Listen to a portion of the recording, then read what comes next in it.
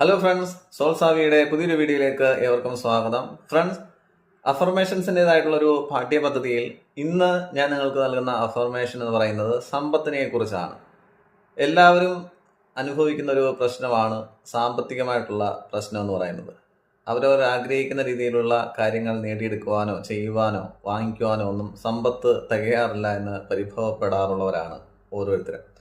അപ്പോൾ അങ്ങനെ ഇരിക്കെ നിങ്ങൾക്ക് ഈ സമ്പത്ത് ധാരാളമായിട്ട് വന്നു ചേരുവാൻ, അത് നമ്മൾ അപ്രതീക്ഷിതമായിട്ട് പ്രതീക്ഷിക്കുന്ന പണമാകാം, അതല്ലെങ്കിൽ ഈ നറുക്കെടുപ്പിലൂടെ ഒക്കെ ലഭിക്കുന്ന പണമാകാം, ലോട്ടറിയിൽ കൂടി ലഭിക്കുന്ന പണമാകാം, അതുപോലെ തന്നെ നമ്മുടെ ഒരു കഠിനാധ്വാനത്തിലൂടെ നമ്മളിപ്പോൾ ചെയ്തുകൊണ്ടിരിക്കുന്ന ഒരു പ്രോജക്റ്റ്, ആ ഒരു പ്രൊജക്റ്റ് സക്സസ്സിൽ എത്തിക്കഴിഞ്ഞാൽ നമുക്ക് ധാരാളമായിട്ട് പണം വരും, അല്ലെങ്കിൽ ബിസിനസ്സിലൂടെ നമ്മൾ പ്രതീക്ഷിക്കുന്ന പണം. അപ്പോൾ അപ്രതീക്ഷിതമായോ പ്രതീക്ഷയോടുകൂടിയോ നമ്മൾ കാണുന്ന പണം, സമ്പത്ത്, അത് നമ്മളിലേക്ക് വരാൻ വേണ്ടിയിട്ട് നമ്മൾ നിരന്തരമായിട്ട് പറഞ്ഞുകൊണ്ടിരിക്കേണ്ട അഫർമേഷനെ കുറിച്ചാണ് ഇന്ന് നിങ്ങളുമായിട്ട് ഷെയർ ചെയ്യുന്നത്.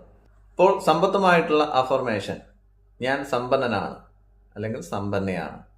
ഞാൻ ആഗ്രഹിക്കുന്ന അത്ര സമ്പത്ത് എന്നിലേക്ക് വന്നുകൊണ്ടിരിക്കുന്നതിന് ദൈവത്തിന് നന്ദി. ഞാൻ സമ്പന്നനാണ് അല്ലെങ്കിൽ സമ്പന്നയാണ്. ഞാൻ ആഗ്രഹിക്കുന്ന അത്ര സമ്പത്ത് എന്നിലേക്ക് വന്നുകൊണ്ടിരിക്കുന്നതിന് ദൈവത്തിന് നന്ദി. ഇനി ആ സമ്പത്ത് എന്നുള്ളത് വേണമെങ്കിൽ നിങ്ങളൊരു പർട്ടിക്കുലർ ആയിട്ടുള്ള എമൗണ്ട്, 1 കോടി രൂപ അല്ലെങ്കിൽ 50 ലക്ഷം രൂപ, എന്താണോ നിങ്ങൾ പ്രതീക്ഷിക്കുന്നത് ഒരു പർട്ടിക്കുലർ എമൗണ്ട് ആണെങ്കിൽ ആ ഒരു എമൗണ്ട് അവിടെ നിങ്ങൾക്ക് പ്രതിഷ്ഠിക്കാം. അങ്ങനെ പ്രതിഷ്ഠിച്ചുകൊണ്ട് അത് എൻ്റെ ജീവിതത്തിൽ വന്നുകൊണ്ടിരിക്കുന്നതിന് ദൈവത്തിന് നന്ദി. ഇങ്ങനെയാണ് സമ്പത്തിന് വേണ്ടിയിട്ടുള്ള അഫർമേഷൻ നിങ്ങൾ ചെയ്യേണ്ടത്. ഇങ്ങനെ പറഞ്ഞുകൊണ്ടിരുന്നിട്ട് മാത്രം കാര്യമില്ല. ലോട്ടറിയിൽ കൂടി പണം എടുക്കണമെങ്കിൽ പോലും ഒരു ലോട്ടറി ടിക്കറ്റ് നമ്മൾ എടുക്കേണ്ടതായിട്ടുണ്ട്, അല്ലേ? അല്ലെങ്കിൽ ഭാഗ്യപരീക്ഷണങ്ങളിൽ പങ്കെടുക്കേണ്ടതായിട്ടുണ്ട്, അല്ലെങ്കിൽ ബിസിനസ്സിലൂടെയോ അല്ലെങ്കിൽ നമ്മൾ ഏറ്റെടുത്തിരിക്കുന്ന പ്രൊജക്റ്റിലൂടെയോ ആ പണം നമുക്ക് വരുമെന്നുള്ളൊരു പ്രതീക്ഷ നമുക്കുണ്ടായിരിക്കണം. അപ്പോൾ ഞാൻ ആദ്യം പറഞ്ഞതുപോലെ പ്രതീക്ഷയുള്ള അല്ലെങ്കിൽ അപ്രതീക്ഷിതമായുള്ള ആ ഒരു പണത്തെക്കുറിച്ചുള്ള ഒരു സങ്കല്പം, ആ ഒരു സോഴ്സ് നമ്മുടെ മുൻപിൽ എപ്പോഴും ഉണ്ടായിരിക്കണം. അതിൽ നമ്മൾ പരീക്ഷിക്കുകയും വേണം. എങ്കിൽ മാത്രമേ തീർച്ചയായിട്ടും ഈ പണം നമ്മളിലേക്ക് വരാനുള്ള ഒരു വേ ഉണ്ടാക്കിയെടുക്കാൻ കഴിയുള്ളൂ. ആ വേ ഉണ്ടാക്കേണ്ടത് നമ്മൾ ഓരോരുത്തരും തന്നെയാണ്.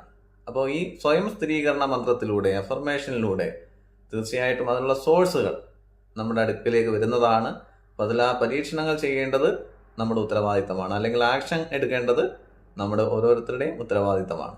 ഓക്കെ, ഇനി അപ്രതീക്ഷിതമായിട്ട് പണം നിങ്ങളിലേക്ക് വന്നു കഴിഞ്ഞാൽ നമ്മുടെ വീഡിയോയുടെ കാര്യം മറക്കേണ്ട, കമൻറ്റ് ബോക്സിൽ വന്ന് നിങ്ങളുടെ എക്സ്പീരിയൻസ് ഷെയർ ചെയ്യേണ്ടതാണ്. Okay, thank you friends.